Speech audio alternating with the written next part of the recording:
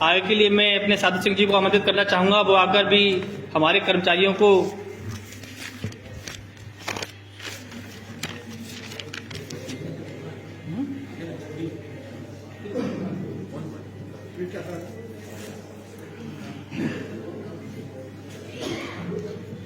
अपनी इस मीटिंग के सम्मानित अध्यक्ष महोदय,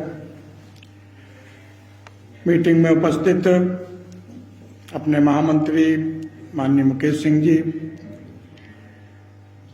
अभी अपने बीच में उपस्थित आगरा से अपने कार्यकर्ता फेडरेशन के ज्वाइंट सेक्रेटरी श्री कुलश्रेष्ठ जी, आप सबके टीसीएल के जो जहां आप काम करते हैं उसका प्रतिनिधित्व कर रहे और अपने भारतीय प्रत्यक्षा मजदूर संघ के केंद्रीय कार्य समिति के सदस्य श्री योगेंद्र चौहान जी, उपस्थित सभी कार्यकर्ता बंधुओं और इतने सब लोगों के बीच में अपनी एक बहन, मैं आप सभी को नमस्कार करता हूं। जो चीजें अभी मुख्य बातें थी, माननीय मुकेश जी ने बहुत विस्तृत रूप से आपके सामने रखी। जो आपकी शंकाएं थी, उन शंकाओं को जो है पूरी तरह से उन्होंने दूर करने का प्रयास किया है। कुछ छोटी छोटी बातें हैं जिनके बारे में मैं कहना चाहूँगा। जैसे एक विषय आया था ओटी एरियर के संबंध में। ओटी एरियर के संबंध में हम लोग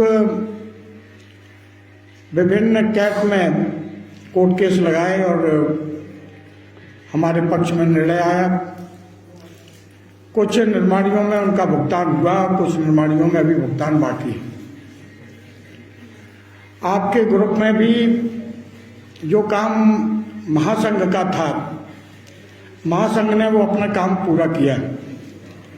टीसीएल ने अपना जो कोर्ट केस था, उस कोर्ट केस के बाद से बजट की मांग की कि हमें इनका भुगतान करना है और उस बजट का रक्षा मंत्रालय ने टीसीएल को दे दिया है।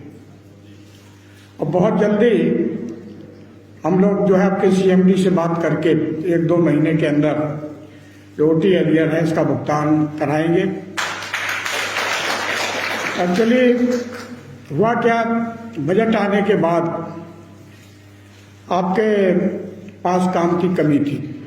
आपको जो पैसा मिला था उस पैसे से आपके वेतन भत्तों का भुगतान नहीं हो सकता था, इसलिए उन्होंने उस पैसे को रोक करके रखा, खर्च नहीं किया। वो पैसा है।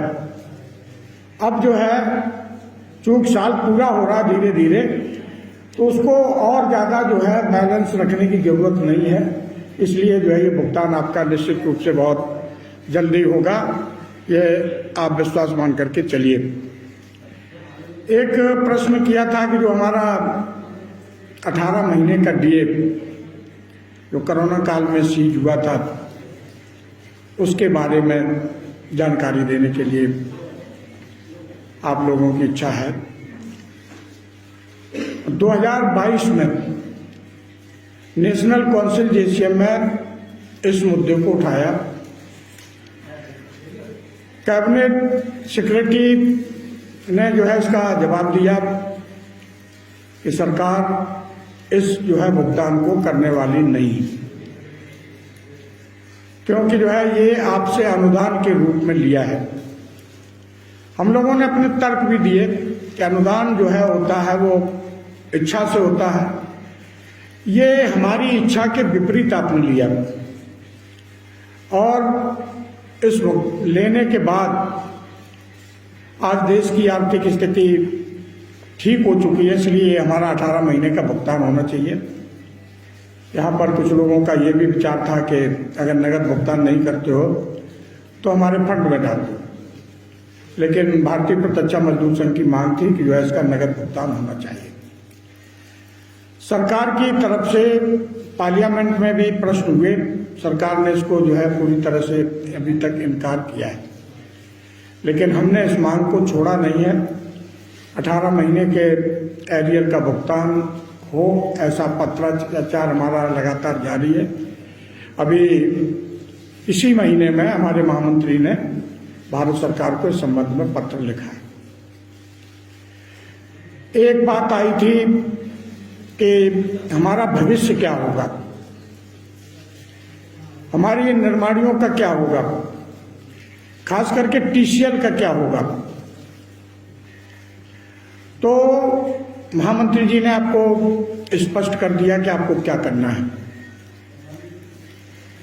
ऑप्शन आपका जो है 2024 में जुलाई के पहले यानी जून तक ऑप्शन इनको लेना है। जून तक इनको अपनी HR पॉलिसी बनानी है, जो कि अभी तक नहीं बनी। और जून में जो है पॉलिसी बनाने के बाद, जून तक इसको डिक्लेयर करने के बाद जुलाई में वह कर्मचारियों से पूछ सकते हैं कि आपको गवर्नमेंट के साथ रहना है या कारपोरेशन के साथ रहना है। कारपोरेशन के साथ रहने में आपको कुछ लाभ जो है, कुछ लालच जिसको बोलते हैं, वो लालच जो है देने का प्रयास किया जाए। आपको किसी भी तरह के लालच में नहीं आना है, किसी भी तरह का जो है लालच दे आपको नहीं आना। वो कहेंगे जो ओल्ड पेंशन स्कीम में है उनको जो है जिस दिन तक आप सरकारी कर्मचारी हैं, जिस दिन छोड़ रहे हैं उस दिन आपको पेंशन पूरी दे देंगे, ग्रेच्युटी दे देंगे, जो आपको कंपटीशन का पैसा मिलता है वो पूरा दे देंगे और दूसरे दिन से आप कारपोरेशन के कर्मचारी बन जाइए। इस बहकावे में हम लोगों को नहीं आना है, इस प्रलोभन में हम लोगों को नहीं आना है। और हमें लिख करके स्पष्ट रूप से देना है कि हमें सरकारी कर्मचारी के रूप में ही रहना है। जैसा महामंत्री जी ने कहा कि जो है प्रसार भारती मॉडल, ये प्रस्ताव पास करके अपनी कार्य समिति का सरकार के पास है। सरकार इसके ऊपर विचार करेगी, निश्चित रूप से करेगी। हम फिर से रिमाइंडर देंगे और सरकार को बाध्य करेंगे कि इस मुद्दे पर हम लोगों से बात करने के लिए, और सरकार बात करके जो है हमें प्रसार भारती मॉडल दे देती है तो हमारी सारी समस्याओं का निदान स्वतः हो जाएगा। जहाँ तक वर्कलोड की समस्या है, वर्कलोड की जब जो है आप लोगों को ज्ञात होगा कि अपने TCL के पास 86 करोड़ का उत्पादन था 2024-25 के लिए। BPMS ने माननीय रक्षा मंत्री जी को इस संबंध में पत्र लिखा, उनसे व्यक्तिगत रूप से मुलाकात भी की और उनको बताया कि जब आप कारपोरेशन का निर्णय ले रहे थे तो आपसे हम लोगों ने बार बार कहा था कि ये जो OEF ग्रुप है, इस OEF ग्रुप को पहले से ठीक करिए, इसके बाद कोई कदम उठाइए। क्योंकि अगर आप जो है ये जो बातें कर रहे हो कि हम 58,000 करोड़ का उत्पादन लक्ष्य ऑर्डिनेंस फैक्ट्री को दे रहे हैं, ये जो है OEF ग्रुप के लिए नहीं है। और ये ग्रुप बहुत जल्दी कटोरा लेकर के आपके सामने आएगा। तो वो स्थिति आ गई। एक नहीं, हमने 3-4 पत्र लिखे, आप लोगों से कहा कि आप भी पत्र लिखिए, आंदोलन करिए, अपने क्षेत्रीय सांसद के पास जाइए। आप लोगों ने भी इसमें काम किया, निश्चित रूप से किया। हमारी यूनियन के लोग जो है एक नहीं 2-2 सांसदों के पास यहाँ पर अपना ज्ञापन लेकर के गए, जिसमें केंद्रीय मंत्री को भी ज्ञापन दिया। ऐसी शाहजहांपुर के लोगों ने भी ज्ञापन दिया, ऐसी कानपुर के लोगों ने भी ज्ञापन दिया, फेडरेशन ने पत्र लिखे, व्यक्तिगत वार्ताएं की और उन वार्ताओं के बाद जो है आज आप देख रहे हैं कि जो हमारे आइटम नॉन कोर कर दिए गए थे, एक एक करके उनको कोर आइटम में लाने का काम सरकार कर रही। जैसा आपको बताया कि 800 करोड़ का काम आपको अगले 5 वर्ष के लिए देने का सरकार ने ऐलान किया है। हम लगातार जो है आपके लिए प्रयास कर रहे हैं कि आपका भविष्य उज्जवल रहे। एक विषय आपके मन में जरूर आता होगा कि हमारी इस निर्माणी का क्या होगा, क्योंकि हम बहुत छोटे हैं। हमारे कर्मचारियों की संख्या भी 250 के आसपास रह गई। तो इस संबंध में भारतीय प्रत्यक्ष मजदूर संघ की क्या सोच है? आज से नहीं, कारपोरेशन बनने के पहले से हमारा बड़ा स्पष्ट मानना था कि ये निर्माणी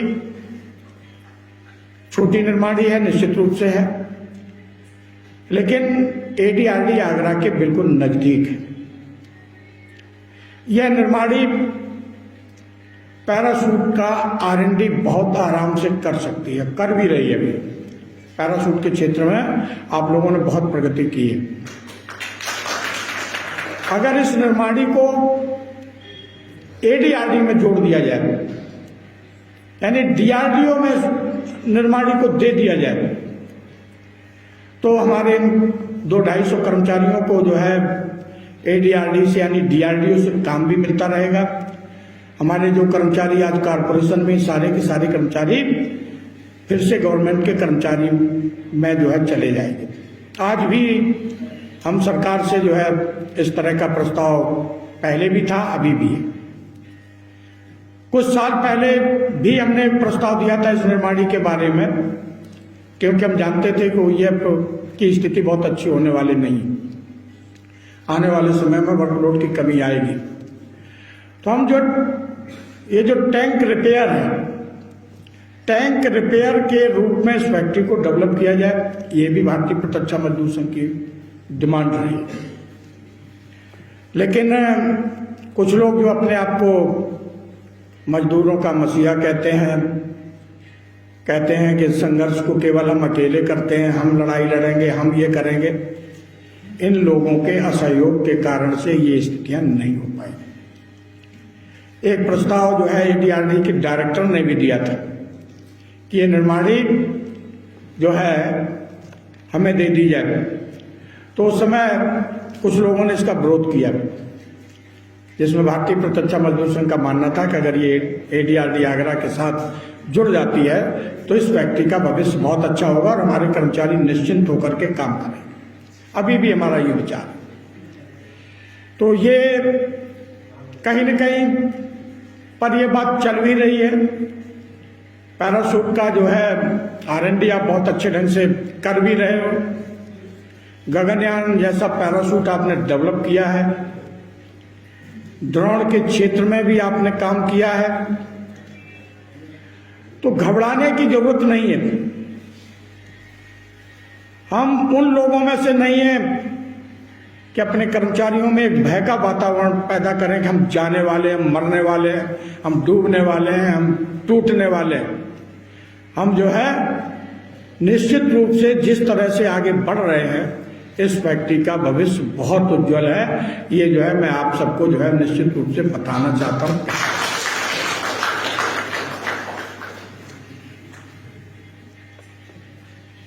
काफी चीजें जो है OEF हजरतपुर का मर्जर अगर कहीं होगा तो एडीआरडी आगरा में होगा और कहीं मर्जर नहीं हो सकता।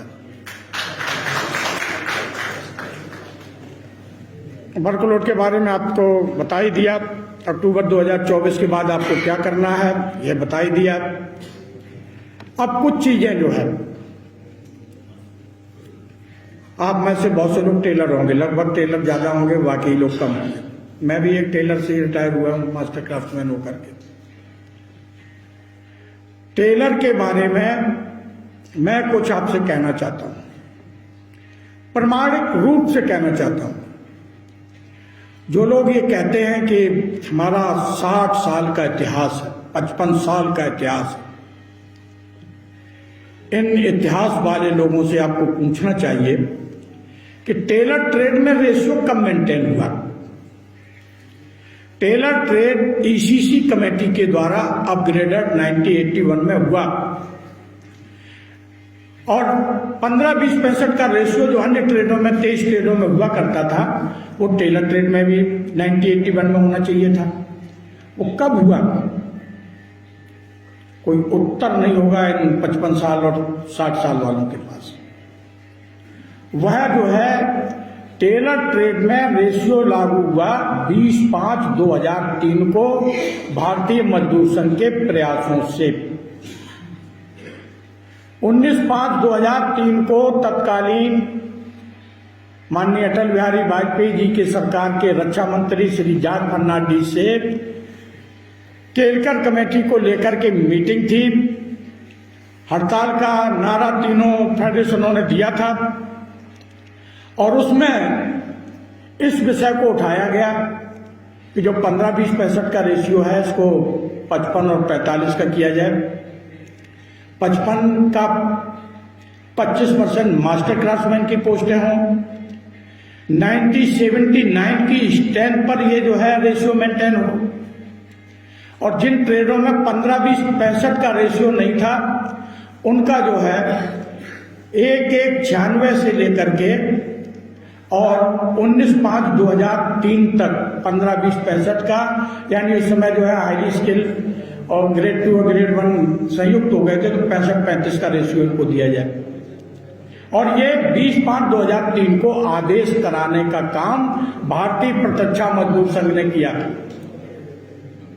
20/5/2003 के पहले टेलर ट्रेड में कुछ ही पोस्टें थी जिनमें जो है थोड़े बहुत प्रमोशन होते थे, अन्यथा टेलर जहां भर्ती होता था वहीं रिटायर होता था।